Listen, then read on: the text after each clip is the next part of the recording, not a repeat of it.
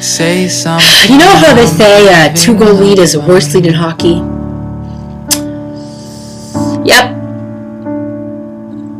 Yep. I'll be the one. Leading again, 3-1, actually 3-0 in this game. The Penguins and Marc-Andre Fleury blow the game, lose in overtime, 4-3 to the Columbus Blue Jackets, and now the series is tied 2-2, heading back to Pittsburgh for game number 5 on Saturday. So I was going to make this video recap of the whole game, because, you know, that's what these videos are about, but then Fleury just wrecked it all after playing 59 minutes of outstanding hockey, keeping the team in the game, and the Penguins were down when they were taking dumb penalties and the officiating was just a joke. He does it again, and they lose.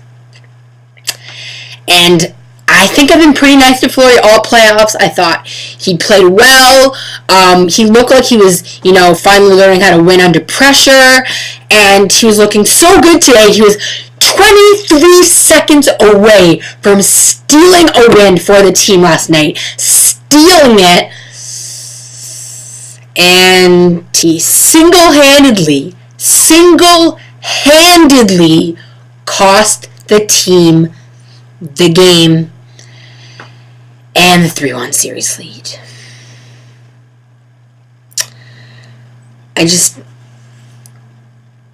Why? You have 23 seconds left in the game. You've already made about 40 saves at this point, playing outstanding. They have an extra man after pulling Bobrovsky. You know there's a player behind the net. Why would you go out to stop that puck? It makes no sense. You have to stay in your net at that point. Dan Bosman talked about it today. He was very mad. He said, there's no point for Fleury to come out of the net and play the puck. Yes, it took a fluky bounce. Yes, yada. Use your head, Fleury. You're in the playoffs. You have to know how to play that. But I thought, you know what? They have a break going into overtime. Maybe that'll give him time to clear his head, flush it away. No, what happens? First shot in overtime. He stops it. Looks behind him. If a goalie's looking behind him, it's a bad sign. His confidence is gone. Just over 2 minutes later, Nick Foligno comes down, top shelf, puts it in, crowd goes crazy, they lose the game. Now that is a terrible, terrible goal. Just terrible. You cannot be giving up that goal after your team had a 3-0 lead. That's such a stoppable shot. Like, yes, you could say where's the defense on the play. Yes, they didn't help. But he single-handedly cost the Penguins the game from his 2 gaffes. And they were huge gaffes. And that makes it so disappointing is he was playing so well all game. He was playing the best he'd played all playoffs in like 5 years. And then this happened. And now the questions are going to start. Is the pressure getting to him? Can he handle it? What's going to happen? There's no Vokoun this time. You know, if they have to go to Zakov, they're pretty much toast. It's, you know, like, it's just brutal. He came out this season, he saw a sports psychologist, he got a new goalie coach, you know, he looked like he'd finally exercised his demons. And, you know, maybe he hasn't. You know, I heard that Mario Lemieux went to the dressing room after the game to talk to him, calm him down. Thought that was a great move by the owner, great move by Lemieux to do that. The Penguins have 2 days off before their next game on Saturday, so we'll see if, you know, this could be good for them. It could allow them to regroup, reset. However, it could also be bad because it could allow him to keep reliving and rethinking about the game, and the thought could start to creep up in his mind. Oh no, he could start to lose it again. And Fleury knows if he fucks up again, he's gone. Bylsma's gone, and the team, yet again, another early exit. What's going to happen? You know, all the questions. Right now, at the beginning of playoffs, I said they will go as far as Fleury takes them.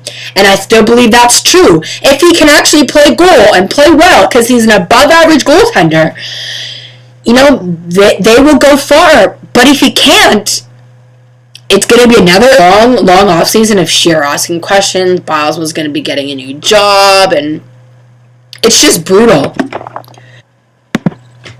Ever since winning the Cup in 09, this is his playoff save percentage for 4 straight years.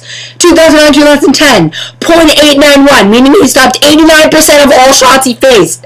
Next season, 10-11, 899, 89% of all shots. 11-12, 8.34. He stopped 83% in that brutal series against Philadelphia, and the goals were terrible. Last season, .883. This season, .903. Just over 9% of all shots he's faced. That's 4 straight seasons of sub-900 goaltending in the playoffs.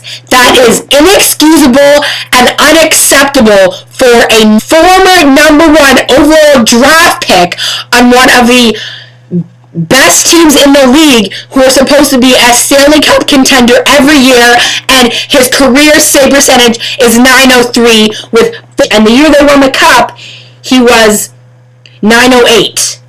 That is terrible. Terrible. It's unacceptable for him to be so piss poor in the playoffs. It's unacceptable, and it's just there's no reason for that. Absolutely a joke. He's got to get his act together, and he's got to start playing. You know what they say, you only as good as your last game, and his last game was not very good. I really hope he can bounce back from this and play well in Game 5. This is going to tell us a lot about his season. The first shot, if he stops it, and he looks comfortable, he'll probably have a good game. If he looks shaky, and he fumbles it, his playoff series could end very quickly. And not for Pittsburgh. For Columbus. That's all I have to say for this one. Please like if you like this video, subscribe if you really like it, and I will see you after Game 5 on Saturday. And I just hope Fleury gets it together. Let's go Pens! Woo!